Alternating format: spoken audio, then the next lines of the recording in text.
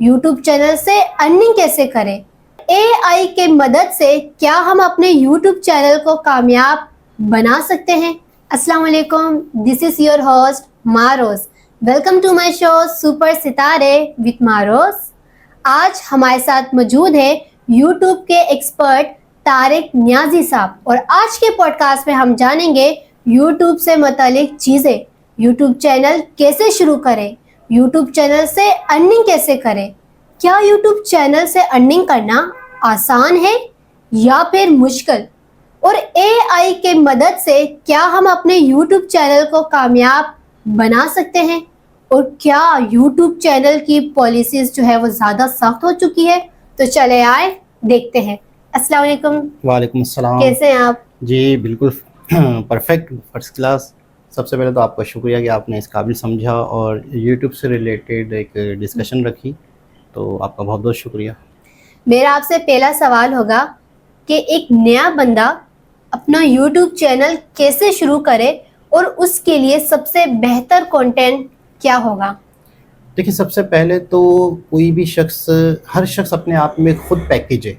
हर शख्स की अपनी एक एक्सपर्टीज़ है, उस शख्स की नॉलेज है, उस शख्स का क्राइटेरिया, वो कहाँ रहता है, उसकी तालीम क्या है, उसकी एज क्या है, उसका एक्सपीरियंस क्या है, तो उस पर डिपेंड करेगा कि वो कौन सा कंटेंट या किस टाइप का यूट्यूब चैनल बनाए। उस पर डिपेंड करता है कि वो अपने आप से सवाल करे कि मुझे क्या आता है। कोई शख्स है, उसकी फ़र्ज़ करते हैं इंग्लिश बहुत अच्छी है, वो बहुत एक्सपर्ट है इंग्लिश का और बहुत सारी दुनिया इंग्लिश सीखना चाहती है, तो वो इस टॉपिक पे भी चैनल बना सकता है। कोई शख्स है कुकिंग बहुत अच्छी तरीके से करता है, शेफ़ है, फ़र्ज़ करते हैं किसी होटल में अच्छे से अच्छे खाने बनाता है, अगर वो यूट्यूब पे आना चाह रहा है तो वो अपनी एक्सपर्टीज़ को नोट करे, अपने अंदर जो स्किल है, अपने अंदर जो उसकी नॉलेज है या जो उसको सलाहियत है, उसको जो शौक, देखिए सलाहियत वही होती है कि जो इंसान आज वक्त के साथ साथ सीखता है, उसकी नेचर भी वही होती है। तो कोशिश ये करे कि किसी को देख कर ना करे काम।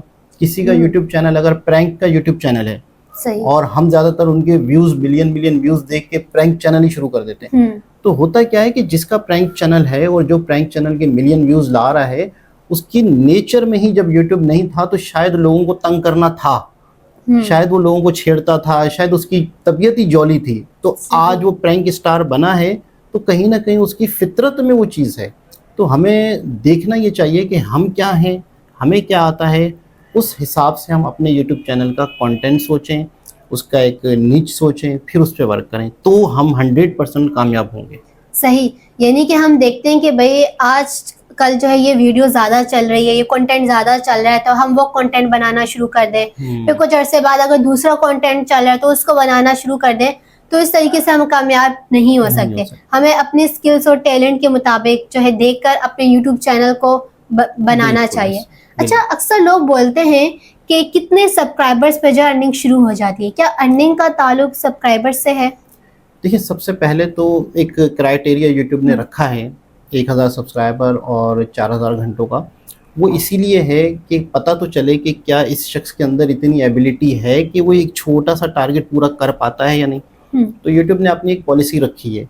उसके बाद अगर फ़र्ज़ करते हैं कि हम सब्सक्राइबर और वॉच टाइम ख़रीद भी लेते हैं, तो अर्निंग डिपेंड करती है आपके जो रेगुलर व्यूवर्स हैं वो आपके पास आते हैं या नहीं आते। अर्निंग आपकी डिपेंड करती है व्यूज़ से, और व्यूज़ से भी होती है अर्निंग, व्यूज़ से नहीं है, लेकिन व्यूज़ के दरमियान में ऐड चलते हैं। उस ऐड की वजह से यूट्यूब हमें कुछ अर्निंग हमें देता है, कुछ अपने पास रखता है।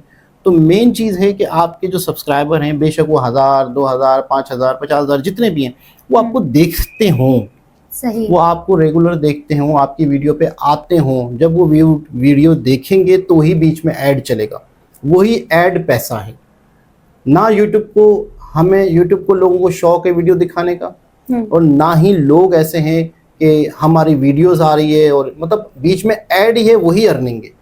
अगर अर्निंग के सिर्फ पॉइंट ऑफ व्यू से देखा जाए तो ऐड ही की वजह से अर्निंग है, और ऐड आएगा व्यूज़ की वजह से। और व्यूज़ जब आएगा जब आपके कंटेंट में दम होगा, सही, आप कंटिन्यू काम करेंगे तो सही। तो जैसा कि आपने बताया कि कुछ लोग जो है वो टाइम वॉच या सब्सक्राइबर्स जो है वो खरीदते भी हैं, तो क्या ये चैनल के लिए हार्मफुल है? क्योंकि कुछ लोग जब नया यूट्यूब चैनल बनाते हैं तो सोचते हैं कितनी मेहनत करनी पड़ेगी, तो कुछ बाय कर लेते हैं। तो इससे चैनल पे क्या पॉजिटिव इम्पैक्ट होता है या फिर नेगेटिव इम्पैक्ट? देखिए, मैं तो समझता हूँ बहुत ज़्यादा नेगेटिव। आपका अच्छा खासा जो मेहनत करके आप इन फ्यूचर कमाते हैं वो भी ख़त्म हो जाता है, क्योंकि आप डिसहार्ड हो जाते हैं। वॉच टाइम और सब्सक्राइबर ख़रीदने के बाद आपके अर्निंग नहीं होती आपको, तो आप यूट्यूब से ही मायूस हो जाते हैं। अगर ये काम हरकत नहीं करते आप, तो हो सकता है कि इन फ्यूचर आपका चैनल मोनेटाइज होता और आपको कहीं ना कहीं कुछ ना कुछ अर्निंग होती, तो आपको ये डिमोटिवेट भी कर देता है। अच्छा, होता क्यों नहीं है ये कामयाब, ये वाला मामला? होता इसलिए, ये सिस्टम कामयाब इसलिए नहीं होता कि फ़र्ज़ करते हैं कि हम एक यूट्यूब चैनल को अर्निंग की दुकान समझें। सही। तो एक शख्स है जो इसकी दूध की चलती हुई दुकान है, फ़र्ज़ करते हैं दूध की चलती हुई दुकान वो बेचना चाह रहा है। वो इस बेस पे बेचना चाह रहा है कि मेरे यहाँ पर डेली का इतना दूध बिक जाता है, ठीक हो गया। अब वो दूध की दुकान को जिस कस्टमर को बेचना चाह रहा है, उस दिन वो कस्टमर आ रहा है जिस दिन, उसी दिन मोहल्ले वालों को या किसी तरीके से फेक लोग वहां ला के खड़ा कर दे, 2 किलो दूध दे दो, 1.5 किलो दूध दे दो, 5 किलो दूध दे दो। अब वो खरीदने वाला आएगा, वो देखेगा कि यार यहाँ तो दूध बहुत चल रहा है, यहाँ तो बहुत दूध बिक रहा है, यार यहाँ तो चलती हुई दुकान है, मैं फौरन खरीद लूं इतने लाख में, चलती हुई दुकान है, सब कुछ सामान समेत, रेंट भी दूंगा मैं। लेकिन कल जब वो खुद बैठता है तो वो कस्टमर नहीं आते। जो हमने सब्सक्राइबर और वॉच टाइम खरीदा होता है वो फेक दूध की दुकान के कस्टमर हुए। अब असल में जब वो कस्टमर आएंगे नहीं, हमारी वीडियो को देखेंगे नहीं, तो हमें कहाँ से फायदा होगा? तो हमें फेक सब्सक्राइबर उस दूध की दुकान के कस्टमरों की तरह नहीं खरीदने चाहिए। वो एक फेक लोग हैं जो अभी तो फिलहाल तो हमने ले लिए, लेकिन वो हमारे व्यूवर नहीं हैं। व्यूवर होना ही पैसे कमाना है, सिंपल सी बात। तो मैं देखती हूँ कि कुछ चैनल्स ऐसे भी है जो कि इस तरीके से वो अर्निंग भी कर रहे हैं वीपीएन लगाकर। बिल्कुल। तो कितने अरसे तक ये चीज चलती है कि भाई थोड़ा बहुत कमा लेते हैं, उसके बाद उनका चैनल बंद हो जाता है, फिर वो एक नया चैनल ओपन करते हैं, उस पर सेम मेथड अप्लाई करते हैं, कुछ अर्निंग करते हैं और फिर नया करते हैं। तो इसके बारे में आपका क्या ख्याल है? देखिए, जुगाड़ तो बहुत है। हाँ, ठीक है, यूट्यूब पे और फिर हम है भी पाकिस्तानी है, तो जुगाड़ तो बहुत है। लेकिन मसला ये है कि ये जुगाड़ कब तक चलेगा? अच्छा, कईयों का लॉन्ग टर्म तक भी चलता है। हाँ, ऐसा नहीं है कि ये हफ्ता 10 दिन, महीना 2 महीने या 6 महीने है, कईयों का सालों भी गुजर जाते हैं। लेकिन कहीं पर भी आप पकड़ाई देंगे। अब तो यूं समझ लें कि मैं तो हैरान हूँ यूट्यूब की पॉलिसियों से कि अब तो जेन्युइन काम करने वाले भी कहीं ना कहीं डिमोनेटाइज हो रहे हैं। हाँ। उसकी वजह है कि उन्होंने किसी ऐसी एप्लीकेशन की 2-3 साल पहले प्रमोशन कर दी थी जो एप्लीकेशन लीगल नहीं थी, जो वेबसाइट लीगल नहीं थी, जो मतलब यूँ समझ लो बैटिंग एप्लीकेशन थी या कुछ इस तरह से मामला था। जबकि एक यूट्यूबर को इतनी डिटेल पता ही नहीं होती, वो सिर्फ 1-2 लाख रुपए की लेके प्रमोशन कर देता है। उसे पता ही नहीं है कि यार क्या होना आगे, क्या नहीं होना। तो अब तो बड़े बड़े यूट्यूबर्स को डीमोनेटाइजेशन का भी सामना करना पड़ रहा है, जो उन्होंने सालों पहले किसी एप्लीकेशन की प्रमोशन की थी। और खास तौर पर उनके चैनल्स भी डिलीट हो रहे हैं। तो सिर्फ और सिर्फ पुरानी गलतियां भी खतरनाक हो रही हैं और इतने अरसे बाद भी वो हो रही हैं। तो कहने का मतलब ये है कि अगर हम कोई इल्लीगल काम करते हैं, जुगाड़ी तरीका करते हैं, कई लोग ऐसे हैं जो बाकायदा इंडियन मूवीज लगाते हैं, फिर उनको डिलीट कर देते हैं। उनको चैनल मोनेटाइज चैनल चाहिए होते हैं, अच्छे सब्सक्राइबर वाले। जितनी देर में वो वीडियो का कंटेंट उस ओरिजिनल बंदे तक जाता है ताकि कॉपीराइट आए, उससे पहले उसे वो डिलीट भी कर देते हैं। तो बहुत सारे जुगाड़ तरीके हैं, लेकिन उन जुगाड़ करने वालों को ये भी पता है कि ये जुगाड़ ही है। ये वही वाली बात है ना कि आज है तो कल नहीं है, चला तो चांद तक, ना चला तो शाम तक। तो ये वो तरीकेकार है कि चल गया तो चल गया, नहीं चला तो नहीं चला। लेकिन अगर आप इसके नियमों है कि सवाल पैदा होता है करें या ना करें। चल भी सकता है, नहीं भी चल सकता। तो ये तो पूरी जिंदगी इसी पे डिपेंड करती है। हम कोई बिजनेस शुरू करते हैं, उस पर भी ये सवाल उठता है। हम जेन्युइन कंटेंट बनाते हैं, उस पर भी ये सवाल उठता है कि यार ये करें या ना करें। तो कहने का मतलब ये है कि अगर आप जेन्युइन काम करते हैं तो ज़्यादा चांसेस है आप ज़्यादा अरसे तक सर्वाइव करोगे। आप अपना ओरिजिनल काम करते हैं तो ज़्यादा चांसेस है आप सर्वाइव करते हैं। यूट्यूब जो है वो अंग्रेज़ों के पास है, गोरों के पास है। वहाँ पर आप बिल्कुल कहीं ऐसी उम्मीद ना रखें कि आपके साथ चीट होगा, आपके साथ बेईमानी होगी। अगर आपके चैनल को कोई प्रॉब्लम आती भी है इन फ्यूचर कभी, और अगर आपका जेन्युइन काम है, तो आप यकीन करें आप बेफिक्र हो जाएं, दोबारा अप्लाई करते हैं तो भी आपको वो चैनल दे देते हैं। अभी कुछ अर्से पहले मेरा एक चैनल जो है, जिसका मेरे पास आईडी पासवर्ड और ना ही मेरे पास मोबाइल नंबर, कोई भी चीज़ नहीं थी, 7 साल पुराना चैनल भी यूट्यूब ने दिया मुझे। वाह। अपना कंटेंट था, किसी तरीके से वो रिकवर हो गया। तो कहने का मतलब है आपका अपना काम है, आप खुद ही उसके मालिक हैं। तो कहीं ना कहीं आपसे कोई प्रूफ मांगेगा, कोई ना कोई आपसे हिंट्स मांगेगा। सही। एक वक्त आएगा कि आपको वो चैनल दे भी देगा। यानी कि रास्ता एक ही है कि ईमानदारी के साथ बिल्कुल, काम करें। अगर आपने प्रोफेशनल तरीके से एक यूट्यूब चैनल बनाना है और उसको लेकर चलना है। अच्छा, आजकल हम देख रहे हैं कि फेसलेस वीडियोस बहुत ज़्यादा चल रही है, एनिमेशन वीडियोस।